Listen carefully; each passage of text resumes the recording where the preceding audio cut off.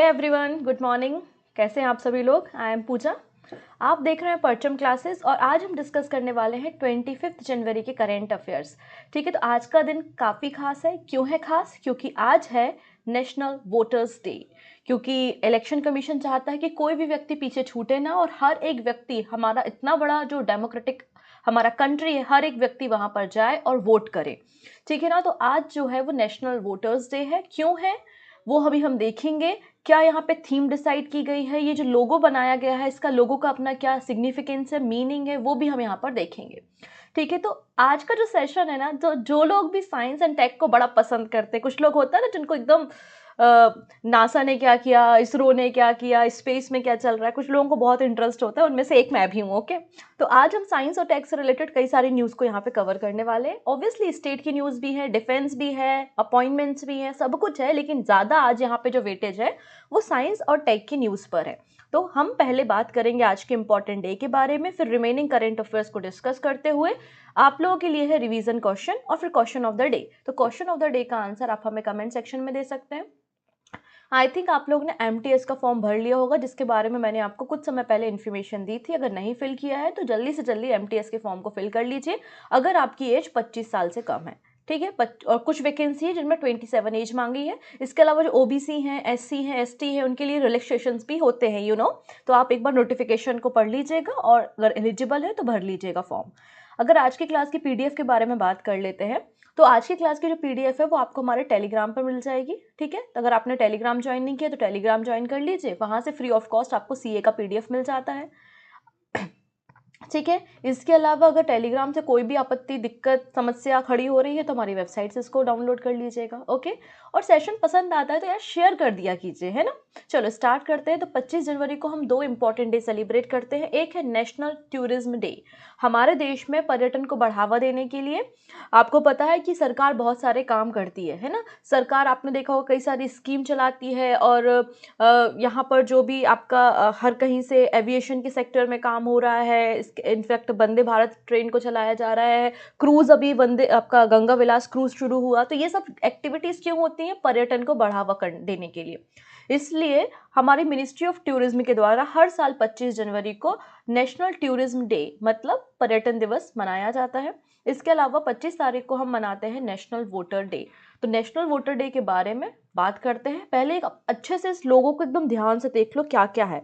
यहाँ पर जो लिखा है ग्रीन कलर में, ग्रीन और ब्लू जो लिखा है ना, ये इसकी लोगो है या थीम आप बोल सकते हैं। इसके पीछे अशोक चक्र बना हुआ है, इसका क्या मतलब है, और यहाँ पर जो टिक लगा हुआ है इसका क्या मतलब है, अभी हम वो समझते हैं। ठीक है, तो प्रेसिडेंट द्रौपदी मुर्मू जो है वो national award for the year 2022 यहाँ पर देंगी 13 नेशनल वोटर डे दिल्ली में। तो नई दिल्ली में सेरेमनी हो रही है। फंक्शन कहाँ पर ऑर्गेनाइज किया जा रहा है? न्यू दिल्ली में। कौन से नंबर का हमारा ये नेशनल वोटर्स डे है? तो आंसर हो जाएगा 13 नंबर का है। और यहाँ पे द्रौपदी मुर्मू जो है वो national award for the year 2022 देंगी। ऐसी कोई भी जिला या कोई ऐसा स्टेट जिसने डेमोक्रेसी को बढ़ावा देने के लिए और हर एक व्यक्ति को अवेयरनेस दिलाने के लिए कैंपेन चलाए हो कि वोट करना आपका अधिकार है, राइट है, आपको वोट करना चाहिए, तो उन जिलों को और उन राज्यों को basically national award for the year 2022 Draupadi Murmu के द्वारा दिया जाएगा। क्लियर है? अब इस पूरे फंक्शन की जो थीम है वो क्या है, यहाँ पे देखेंगे, nothing like voting, I vote for sure. Nothing like voting, I vote for sure. तो यहाँ पे थीम है। इसके अलावा आपको कुछ दिन पहले ही मैंने बताया था, अगर आप किसी दूसरे राज्य में बिलोंग कर है, किसी दूसरे राज्य में आप गए, किसी दूसरे स्टेट में काम करते हैं, पढ़ाई करते हैं, तो इलेक्शन कमीशन ने नया सिस्टम भी शुरू हुआ है कि आप वहाँ से भी वोट अपना कास्ट कर सकते हैं, है ना। और कई सारी स्कीम ऑलरेडी ईसीआई रन करता है। अब यहाँ पर इस ओकेशन में जो एक सॉन्ग है, इलेक्शन कमीशन ऑफ इंडिया के द्वारा तैयार किया गया सॉन्ग है, उसको भी यहाँ पे स्क्रीन किया जाएगा। वो कौन सा है? मैं भारत हूँ, हम भारत के मतदाता हैं। मैं भारत हूँ और हम भारत के मतदाता हैं, ये सॉन्ग भी यहाँ पे स्क्रीनिंग की जाएगी इसकी। इसके अलावा इलेक्शन कमीशन ऑफ इंडिया के द्वारा यहाँ पर एक बुक भी पब्लिश की जाएगी, जिसकी पहली कॉपी जो है, फर्स्ट कॉपी द्रौपदी मुर्मू को दी जाएगी। और इस पूरे प्रोग्राम के जो चीफ गेस्ट होंगे वो किरण रिजिजू होंगे, और किरण रिजिजू जो है वो union minister for law and justice को संभालते हैं। अब यहाँ पे जो पहली कॉपी जो बुक है उसके बारे में हम बात करते हैं, electing the first president and illustrated Chronicle of India's presidential election. ठीक है, इसके अलावा अगर हम यहाँ पे बात करते हैं लोगों के बारे में, तो यहाँ पे पूरा फेस्टिवल के लिए या पूरे सेरेमनी के लिए इस लोगो को लॉन्च किया गया है, जिसमें आपको बैकग्राउंड में अशोक चक्र दिख रहा है। ये अशोक चक्र रिप्रेजेंट करता है largest democracy of the world. हमारा जो देश है वो दुनिया की सबसे बड़ा डेमोक्रेटिक कंट्री है, ठीक है ना, गणतंत्र देश है। तो यहाँ पर ये जो अशोक चक्र है वो इसी चीज़ का सिंबल है कि represent the largest democracy of the world. इसके अलावा यहाँ पर एक फिंगर है जिसमें इंक लगी हुई है। जब आप वोट कास्ट करने जाते हो तो वो इंक लगाई जाती है सिल्वर नाइट्रेट की, राइट। तो ये इंक रिप्रेजेंट करती है participation of each and every voter of the country. और ये जो टिक मार्क है वो इन्फॉर्म करता है decision making by the voters, ठीक है। अब जो हमारा नेशनल वोटर डे है, नेशनल वोटर्स डे की शुरुआत जो है वो 2011 में हुई थी, 2011 में हुई थी। क्यों हुई थी? क्योंकि 25 जनवरी को 1955 में इलेक्शन कमीशन ऑफ इंडिया का फॉर्मेशन हुआ था। इसलिए लोगों को अवेयरनेस दिलाने के लिए, वोटिंग आपके राइट्स के बारे में बताने के लिए नेशनल वोटर्स डे मनाया जाता है। तो सारी बातें मैंने आपको यहाँ पे बता दी हैं। आइए अब कुछ पर्सन्स के बारे में बात करते हैं जो न्यूज़ में है। सबसे पहले है प्रोफेसर भरत भास्कर, ठीक है। IIM अहमदाबाद के द्वारा प्रोफेसर भरत भास्कर को नया डायरेक्टर बनाया गया है, ठीक है। तो प्रोफेसर भरत भास्कर जो है वो IIM अहमदाबाद के डायरेक्टर बन गए हैं और इनका टेन्योर जो है वो 5 साल का रहने वाला है, for the period of 5 year. और इनका टेन्योर जो है वो 1 मार्च से इफेक्ट में आएगा। क्लियर है? Indian institute of management Ahmedabad के डायरेक्टर कौन बन गए? प्रोफेसर भरत भास्कर बन गए हैं। अच्छा, इन्होंने किसे रिप्लेस कर रहे हैं? तो यहाँ पे प्रोफेसर इरोल डिसूजा आप देखेंगे, इनका टेन्योर 31 जनवरी को खत्म हो रहा है, तो उनकी जगह है प्रोफेसर भरत भास्कर आएंगे। अभी कहाँ पर काम करते? तो IIM लखनऊ में प्रोफेसर के रूप में काम करते हैं, ठीक है। चलिए अगले पर्सन के बारे में बात करते हैं, R विष्णु प्रसाद। R विष्णु प्रसाद, ठीक है, honoured as most eminent scientist of the year 2022। तो R विष्णु प्रसाद को वर्ष 2022 के सबसे प्रतिष्ठित वैज्ञानिक पुरस्कार से सम्मानित किया गया है विज्ञान भवन नई दिल्ली में, ठीक है ना। तो कोई भी हमारे देश का कोई भी साइंटिस्ट जो अलग अलग फील्ड में, जैसे कि art, culture, science, sport, innovation के सेक्टर में काम करता है, उन्हें ये अवार्ड दिया जाता है। तो R विष्णु प्रसाद जी को most eminent scientist of the year 2022 का अवार्ड दिया गया है और अनुराग ठाकुर जी के द्वारा ये अवार्ड इन्हें प्रेजेंट किया गया है, ठीक है। अब ये जो विष्णु प्रसाद जी हैं, इनके 69 पेटेंट ऑलरेडी अवेलेबल है, एक साइंटिस्ट हैं ये। चलिए अगली बात करते हैं, Jio rank as the 9th strongest brand globally, holding the top position in India. तो रिसेंटली एक रिपोर्ट पब्लिश हुई जिसके ऊपर भी हम चर्चा करेंगे, और भारत में जियो की जो रैंकिंग है as a brand 1st number पे है, और पूरे ग्लोबल में अगर देखें, पूरे वर्ल्ड में देखें तो 9th नंबर पे आता है जियो, ठीक है। Jio is India's strongest brand, rank 9th globally, brand finance report. तो यहाँ पे देखेंगे आप, ब्रांड फाइनेंस रिपोर्ट पब्लिश की गई है जिसका नाम है ग्लोबल 500 2023। इस रिपोर्ट में जो दुनिया भर की कंपनीज होती हैं उनमें से टॉप 500 कंपनीज की लिस्ट होती है, जो ब्रांड होते हैं उनकी लिस्ट होती है, जिसमें रिलायंस जियो जो है उसकी ग्लोबल में रैंक 9th नंबर पे है। तो ऑब्वियसली भारत में इसकी रैंक 1st नंबर पे होगी, ठीक है। टॉप पे देखेंगे तो EY, Coca Cola, Accenture, Porsche, इसके बाद देखेंगे गूगल, यूट्यूब, डिलॉइट, इंस्टाग्राम है, फिर आपका जियो का नंबर है। नेक्स्ट है, Odisha cabinet approve inclusion of 22 caste in the state list of SEBC। अब ये SEBC क्या होता है? SEBC मतलब socially and economically backward classes, ठीक है, ये कहलाती है SEBC, ठीक है। तो उड़ीसा कैबिनेट के द्वारा 22 कास्ट को इंक्लूड किया गया है socially and economic backward classes की लिस्ट में। ऐसा किया जा सकता है, तो बिल्कुल हर एक राज्य का अपना एक एक्ट होता है, अपनी एक लिस्ट होती है। तो उड़ीसा का भी जो state commission backward classes act है 1993, उसके सबसेक्शन 3 अंडर सेक्शन 9 के जरिए ये इंक्लूजन किया गया है और 22 कास्ट को socially and economic backward classes में शामिल किया गया है, ठीक है ना। इसके अलावा अगर हम अपने इंडियन कॉन्स्टिट्यूशन में देखते हैं तो आर्टिकल 15 क्लॉज 4 भी आपको स्पेशल प्रोविजन जो है वो प्रोवाइड करता है जो सोशली बैकवर्ड क्लासेस होती हैं। तो जो सोशली बैकवर्ड क्लासेस होती हैं उनको कुछ प्रिविलेजेस मिलते हैं, कुछ एडवांटेजेस मिलते हैं, रिजर्वेशन के क्लॉजेज हैं। तो यहाँ पर 22 कास्ट को स्टेट की उड़ीसा राज्य के द्वारा यहाँ पर SEBC की लिस्ट में शामिल किया गया है। फिर है north India's largest floating solar project inaugurated. अब यहाँ पे पूरे भारत के बारे में बात नहीं हो रही, केवल नॉर्थ इंडिया के बारे में हो रही है, क्योंकि बहुत सारे बच्चे जैसे ही देखेंगे India largest floating solar project लिखा है तो तेलंगाना और इस तरीके से आंसर करना वो शुरू कर देंगे, राइट। तो यहाँ पे साफ साफ ये भी लिखा है कि नॉर्थ इंडिया, उत्तर भारत, ठीक है। उत्तर भारत की सबसे बड़ी तैरती सौर परियोजना का उद्घाटन यहाँ पे किया जा रहा है, आप देख सकते हैं, ठीक है। तो पंजाब के गवर्नर कौन है? बनवारी लाल पुरोहित जी हैं। उन्होंने नॉर्थ इंडिया के लार्जेस्ट फ्लोटिंग सोलर प्रोजेक्ट का इनॉग्रेशन किया है। कहाँ पर? चंडीगढ़ में, जिसकी कैपेसिटी 200 kWp है, सॉरी 2000 kWp है। तो यहाँ पर आप लोग सोचेंगे ये kWp क्या है? अभी तक तो हम समझते हैं किलोवाट आवर में ही पावर होती है, ये kWp क्या है? तो आंसर हो जाएगा किलोवाट पीक, है ना। किलोवाट आवर और किलोवाट पीक में अंतर होता है। किलोवाट आवर मतलब जितनी इलेक्ट्रिसिटी आपका जो भी डिवाइस है, ये जो सिस्टम है वो जनरेट कर रहा है, वो पावर आप क्या मापते हो, कैसे मेजर करते हो? किलोवाट आवर में मेजर करते हो।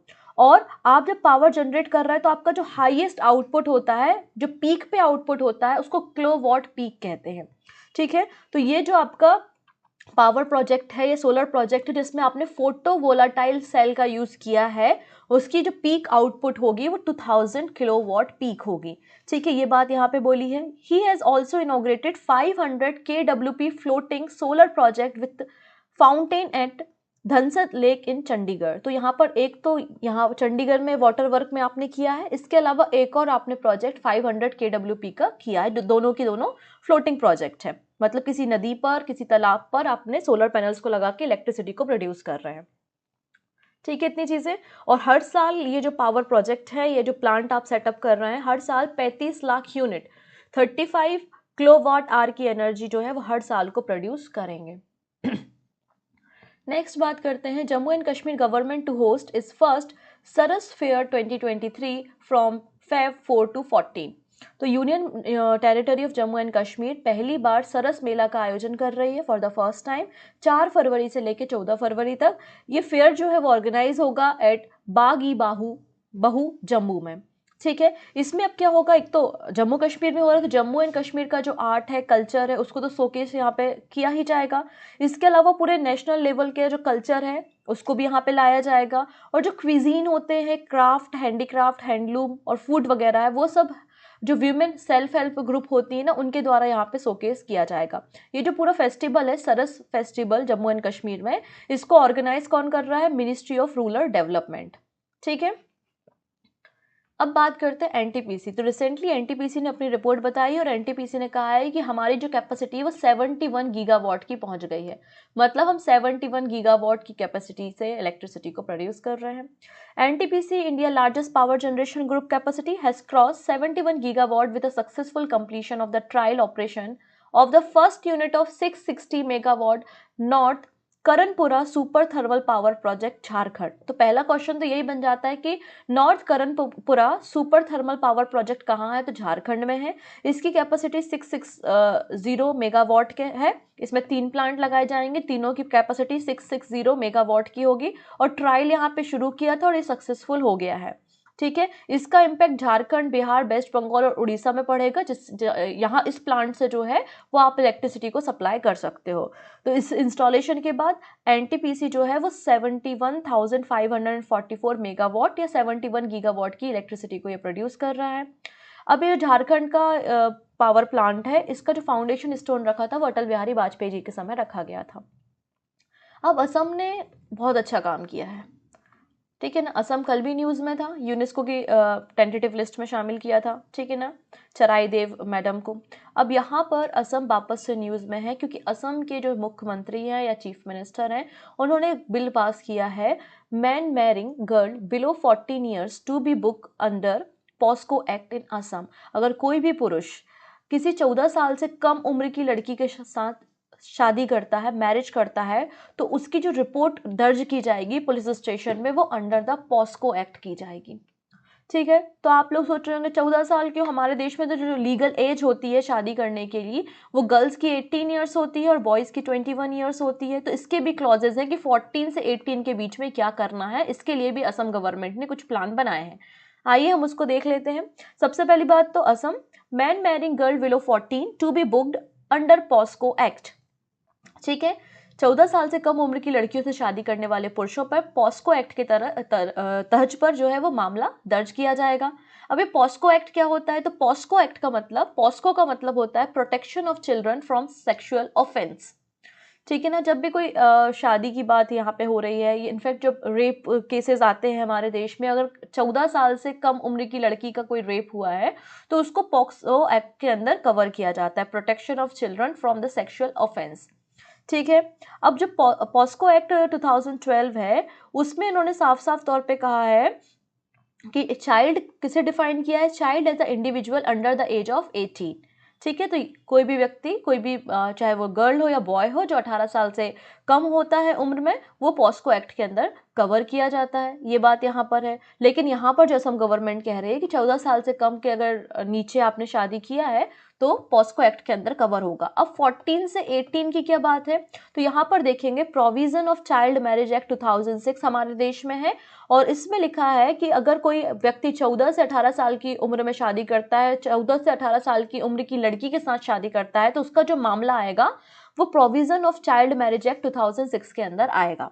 ये सब चीज़ें क्यों की जा रही हैं? क्योंकि जो इन्फेंट मॉर्टेलिटी रेट है, मतलब जो जन्म के समय 0 से 1 साल के बीच में बच्चों का मृत्यु हो जाती है, उसको आप इन्फेंट मॉर्टेलिटी रेट कहते हैं।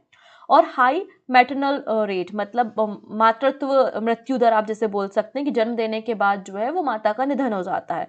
तो इन दोनों रीजन से ये सारे एक्ट काम किए जा रहे हैं, क्योंकि अगर कोई लड़की है, उसे बच्चे को जन्म देना है, उसकी बॉडी पूरी तरीके से डेवलप अगर नहीं है तो ये रेट बढ़ते हैं। तो असम में ये रेट इंक्रीज हो रहा है, इसलिए असम की गवर्नमेंट ने स्टेप लिया है। इसके अलावा पंचायत सेक्रेटरी जो होते हैं, गाँव के जो पंचायत सेक्रेटरी होते हैं, उन्हें डेजिग्नेट किया है as a child marriage provision officer के रूप में। ठीक है, ये जो है सेक्रेटरी साहब ये मामलों को दर्ज करने का काम करेंगे।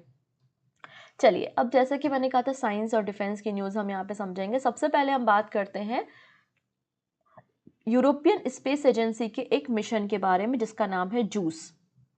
जूस का फुल फॉर्म क्या है? जुपिटर आईसी मून्स एक्सप्लोरर, इसका नाम जूस है। नाम से समझ में आ रहा है कि यूरोपियन स्पेस एजेंसी इस मिशन को लॉन्च करेगी और जुपिटर के जो आईसी मून है, ऐसे चंद्रमा जुपिटर के जिनमें बर्फ जमी हुई है, उनको एक्सप्लोर करने का काम करेगा। आप सभी को पता है कि जुपिटर का जो मून है, सबसे बड़ा मून, वो गैनीमीड है, और गैनीमीड हमारे सोलर सिस्टम का भी सबसे बड़ा मून या सैटेलाइट है, नेचुरल सैटेलाइट है, राइट। तो वहां पर एक्सप्लोर करने के लिए जूस मिशन को लॉन्च किया जा रहा है अप्रैल में, अप्रैल 2023 में इसको लॉन्च किया जा रहा है। तो याद रखिएगा कि जूस किस क्वेश्चन बनेगा कि जूस का फुल फॉर्म क्या है, तो जुपिटर आईसी मून्स एक्सप्लोरर है। या क्वेश्चन बनेगा कि जूस को कौन लॉन्च कर रहा है, तो यूरोपियन स्पेस एजेंसी लॉन्च कर रही है। जूस जो है वो किस ग्रह के उपग्रह या किस प्लेनेट के सैटेलाइट्स को एक्सप्लोर करेगा, तो ये करेगा जुपिटर के। वो भी कौन कौन से? तो 3 यहाँ पे शॉर्टलिस्ट किए गए हैं जुपिटर के मून। कौन कौन से? एक तो गैनीमीड है, गैनीमीड के अलावा यूरोपा, और यूरोपा के साथ है कैलिस्टो। तो गैनीमीड, कैलिस्टो एंड यूरोपा। तो याद रखना, पूछ लेगा डायरेक्ट यूरोपा क्या है, तो आप बताइएगा कि वो जुपिटर का मून है। जैसे कि हमारा मून है वैसे ही जुपिटर का मून का नाम यूरोपा है, गैनीमीड है एंड कैलिस्टो है ना। सैटर्न का एक मून याद रखेंगे, टाइटन। टाइटन जो है वो सैटर्न का मून है। ओके है, तो बात समझ में आ गई। JUICE space mission of Europe to be launch in April 2023। Europe का जूस अंतरिक्ष मिशन अप्रैल 2023 में लॉन्च किया जाएगा फ्रेंच गुयाना से। ये स्पेसक्राफ्ट जो है वो जुपिटर के मून को एक्सप्लोर करेगा। 3 मून यहाँ पे शॉर्टलिस्ट किए गए हैं, गैनीमीड है, यूरोपा है और कैलिस्टो है, जो कि बात यहाँ पर मेंशन की गई है। ठीक है, इसको एरियन 5 जो है इस सैटेलाइट को कैरी करके जाएगा, क्योंकि सैटेलाइट को ले जाने के लिए कोई रॉकेट चाहिए कि नहीं चाहिए, तो रॉकेट कौन सा होगा यहाँ पे? एरियन 5 यहाँ पे रॉकेट होगा। फ्रेंच गुयाना से इसको लॉन्च किया जाएगा। जूस पहला सैटेलाइट होगा हमारे अर्थ से जो कि गैनीमीड की ऑर्बिट में एंटर करेगा। तो ये एक इंपॉर्टेंट पॉइंट बन जाएगा कि JUICE is the first satellite from the earth to enter the orbit of Ganymede. ठीक है, इतनी चीजें।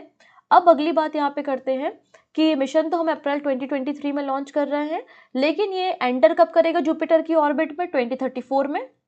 ठीक है, 2034 में ये एंटर करेगा और एक्सप्लोर करेगा। It will study the polar region and the magnetosphere of the planet. तो पोलर रीजन को और जो मैग्नेटोस्फीयर होता है, मैंने इसके पहले सेशन में आपको मैग्नेटोस्फीयर के बारे में जानकारी दी थी, राइट। तो उसको एक्सप्लोर करने का काम करेगा। और नासा भी ऐसा ही कुछ मिशन जल्दी ही 2024 तक लॉन्च करने का बात कर रहा है। नेक्स्ट बात करेंगे बाई मॉडल न्यूक्लियर प्रोपल्शन। अब देखिएगा, हम पृथ्वी से कई सारे सैटेलाइट को भेजते हैं मार्स पे, मंगल ग्रह पर कितना अधिक समय लगता है। हमारा भी मिशन है कि हम मॉम मिशन हमने किया था मंगलयान, तो बहुत अधिक समय लग जाता है, लगभग 21 मंथ का समय लगता है यहाँ से अगर आप कोई सैटेलाइट भेजते हो और वो मार्स की ऑर्बिट में पहुंचे। तो क्यों ना आपके पास एक ऐसा रॉकेट हो या आपके पास ऐसा कोई फ्यूल हो जो कि लगभग 45 डेज में आपकी सैटेलाइट को मार्स पे पहुंचा दे। तो उसी का फेज 1 का ट्रायल यहाँ पे नासा कर रहा है। अगर ये सक्सेसफुल हो जाता है तो मार्स पे मतलब मंगल ग्रह में जो ट्रांजिएंट टाइम होगा आपका वो 45 डेज का हो जाएगा। तो जिसको ही नाम दिया गया है बाई मॉडल न्यूक्लियर प्रोपल्शन। इसमें न्यूक्लियर एनर्जी का यूज करते हुए थ्रस्ट या एनर्जी को प्रोड्यूस किया जा रहा है। ठीक है, as a part of NASA innovative advance concept programme, NASA ने bimodal nuclear propulsion concept का फेज 1 का डेवलपमेंट शुरू किया है, जो कि transient time to Mars to just 45 days कर देगा, इसको रिड्यूस कर देगा। अब ये जो आपका प्रोपल्शन है इसके 2 पार्ट होंगे, कौन कौन से? एक होगा nuclear thermal and nuclear electric propulsion. ठीक है, इसमें न्यूक्लियर थर्मल सिस्टम क्या करेगा, एक न्यूक्लियर रिएक्टर होगा जिसमें आपका हीट लिक्विड हाइड्रोजन होगी। क्या होगी? हीट लिक्विड हाइड्रोजन इसमें भरी होगी, और ये हाइड्रोजन जो है इसको आप चार्ज करोगे। आपको पता है हमारे जो मटेरियल होते हैं या मैटर होते हैं उनकी हम जनरली 3 ही स्टेट के बारे में जानते हैं, एक सॉलिड है, लिक्विड है और गैस है। लेकिन कोई भी मैटर होता है ना तो उसकी टोटल 5 स्टेजेस होती हैं। कितनी स्टेज होती हैं किसी भी मैटर की? 5 स्टेजेस होती हैं। कौन कौन सी? तो सॉलिड, लिक्विड एंड गैस तो है। इसके बाद अगली जो स्टेज आती है वो प्लाज्मा आती है, और फिर BEC मतलब बोस आइंस्टीन कंडेंसेट आती है। हमारे पूरे यूनिवर्स में सबसे अधिक मात्रा में कोई चीज़ प्रेजेंट है तो वो प्लाज्मा है। आपका सन जो है, आपके जो सारे स्टार हैं वो सब प्लाज्मा स्टेट में होते हैं। जब कोई गैस चार्ज हो जाती है, आयोनाइज हो जाती है, तो वो प्लाज्मा स्टेट में कन्वर्ट हो जाती है। तो यहाँ पर आप लिक्विड हाइड्रोजन का यूज़ कर रहे हो और उसको चार्ज कर रहे हो, मतलब इसको प्लाज्मा में कन्वर्ट कर रहे हो।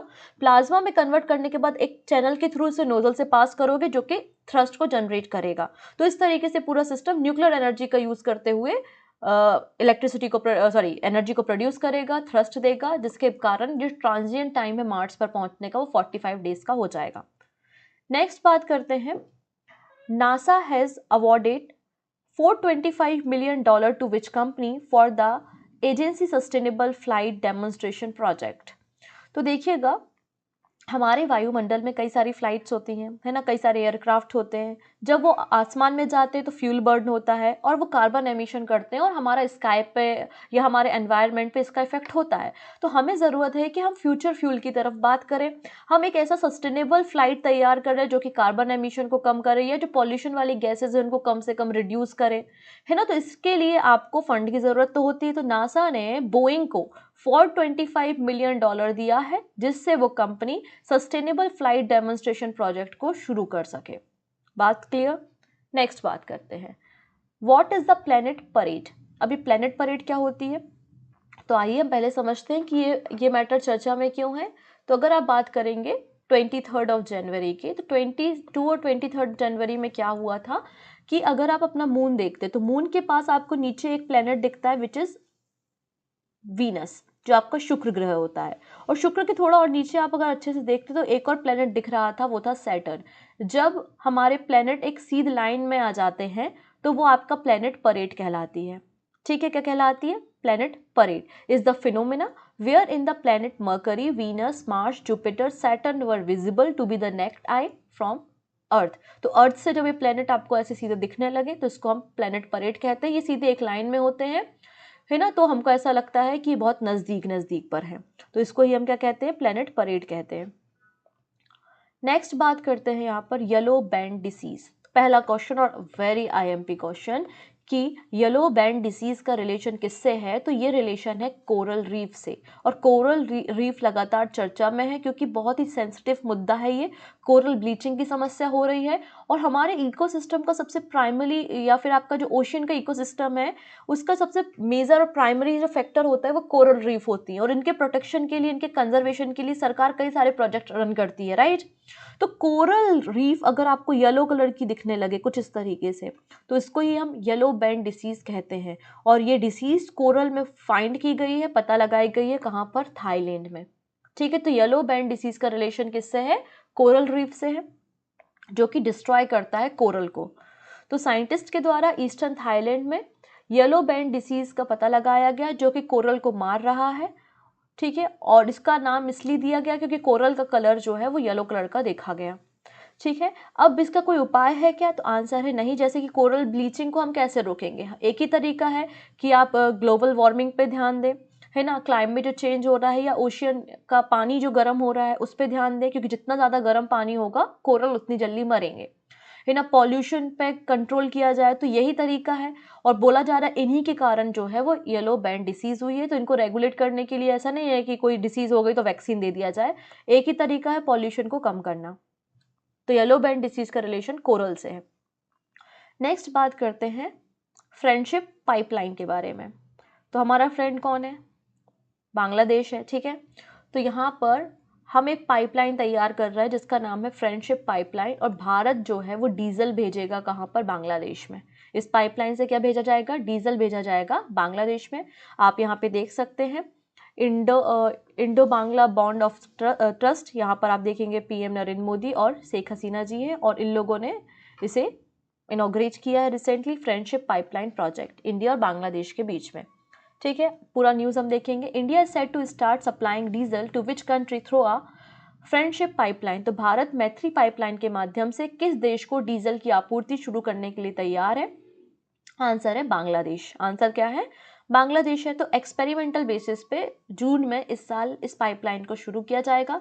ये जो पूरी पाइपलाइन है वो 131.05 किलोमीटर की है, लेकिन इंटरेस्टिंग बात क्या है कि केवल 5 किलोमीटर का हिस्सा इसमें भारत में है, बाकी रिमेनिंग 126 किलोमीटर का जो हिस्सा है वो कहाँ पर आता है? बांग्लादेश में आता है, ठीक है। इस पूरे पाइपलाइन की आपको लेंथ पता चल गई, 121 किलोमीटर की है, 5 किलोमीटर भारत में, 126 किलोमीटर कहाँ पर है? बांग्लादेश में है। ये पाइपलाइन जो है वो सिलीगुड़ी की नुमालीगढ़ रिफाइनरी लिमिटेड, ठीक है, यहाँ से शुरू होगा और कहाँ पर जाएगा? तो ये जाएगा आपका पर्वतीपुर डिपो में, ठीक है। तो बांग्लादेश तक ये पूरा सप्लाई किया जाएगा, Parbatipur depot of Bangladesh petroleum corporation. Next है, और आज का लास्ट न्यूज़ है ट्रॉपेक्स के बारे में। इसे वॉर गेम, इंडियन नेवी का लार्जेस्ट वॉर गेम भी कहा जाता है इस एक्सरसाइज को, नाम है TROPEX. So Indian navy flagship maritime exercise TROPEX 2023 held in the Indian ocean. Indian ocean मतलब हिंद महासागर में 2023 का जो एडिशन है ट्रॉपेक्स का वो कंडक्ट कराया जाएगा। इंडियन नेवी के द्वारा तो कंडक्ट कराया जाता है ये, लेकिन इंडियन नेवी के अलावा Indian coast guard, Indian air force भी इसमें पार्टिसिपेट करते हैं। और इस एक्सरसाइज के अंतर्गत, मतलब ये पूरी एक्सरसाइज कई सारे फेज में होती है, क्योंकि पूरी जो ट्रॉपेक्स एक्सरसाइज है ना वो 3 महीने चलती है। 3 महीने चलती है, जनवरी में शुरू होती है, मार्च तक चलती है, और कई सारे फेज में होती है। सी फेज होता है, हार्बर फेज होता है, इसके अलावा इसके अंदर भी कई सारी एक्सरसाइज होती है। जैसे कि ट्रॉपेक्स जब 2021 हुआ था ना, तो सी विजिल को भी इसके अंदर ही कराया गया था। तो कई सारी एक्सरसाइज इसके अंदर और भी कराई जाती हैं। तो ट्रॉपेक्स एक्सरसाइज जो है उसको इंडियन नेवी का लार्जेस्ट वॉर गेम कहते हैं, ठीक है। बाइनियल मतलब हर 2 साल में होने वाली एक्सरसाइज है। पहला एडिशन 2019 में हुआ था, पहला एडिशन 2019 में इसका कंडक्ट कराया गया था। ट्रॉपेक्स का फुल फॉर्म क्या होता है? तो theatre level operational readiness exercise. Theatre level operational readiness exercise TROPEX का फुल फॉर्म होता है, इंडियन ओशन में इंडियन नेवी कंडक्ट करा रहा है। ओके, सो ये आज के हमारे करंट अफेयर्स थे। अब हम बात करते हैं रिवीजन क्वेश्चंस के बारे में। सो पहला क्वेश्चन है, which district of Kerala has become the first district in the India to provide basic document to all tribal people recently. तो केरला का कौन सा जिला है, पहला ऐसा जिला बन गया है भारत का जिसने ट्राइबल पीपल को बेसिक डॉक्यूमेंट प्रोवाइड किए, जैसे कि Aadhaar card, birth certificate, ration card etcetera. तो आंसर हो जाएगा Wayanad, option C. Next question की तरफ बात करते हैं। विच स्टेट और UT government is going to host इस फर्स्ट सरस फेयर 2023? तो सरस फेयर कौन आयोजित कर रहा है? तो जम्मू एंड कश्मीर कर रहा है। Option A is the right answer. Next है विज्ञानिका साइंस लिटरेचर फेस्टिवल का आयोजन किस सिटी में किया गया? तो आंसर हो जाएगा विज्ञानिका का आयोजन भोपाल में किया गया था। कहां पर? Option C is the right answer, Bhopal. According to the EY report, the Indian economy will become $26 trillion economy by which year? तो किस साल तक इंडियन इकोनॉमी जो है वो 26 ट्रिलियन की इकोनॉमी बन जाएगी? तो आंसर हो जाएगा 2047 तक। Option D is the right answer. Next है रीड हेस्टिंग किस कंपनी के सीईओ थे और उन्होंने इस्तीफा दे दिया है, स्टेप डाउन कर लिया है? तो आंसर हो जाएगा नेटफ्लिक्स। नेटफ्लिक्स के सीईओ थे Reed Hasting. Option A is the right answer. First edition of which of the following exercise between India and Egypt begin in Jaisalmer Rajasthan? तो पहला एडिशन किस एक्सरसाइज का कंडक्ट हुआ है इंडिया और इजिप्ट के बीच में? तो cyclone 1। Cyclone 1। Option D is the right answer. This is question of the day. Himachal Pradesh government intend to make the state as the first green energy state by the end of. Himachal Pradesh किस साल तक जो है वो भारत का पहला green energy state बन जाएगा? 2025, 26, 27 या 30? जो भी सही आंसर होगा वो आप हमें कमेंट में देना। रिप्लाई भी मैं आपको वहीं पे कर दूंगी। So thank you so much. मिलते हैं नेक्स्ट सेशन में। Take care.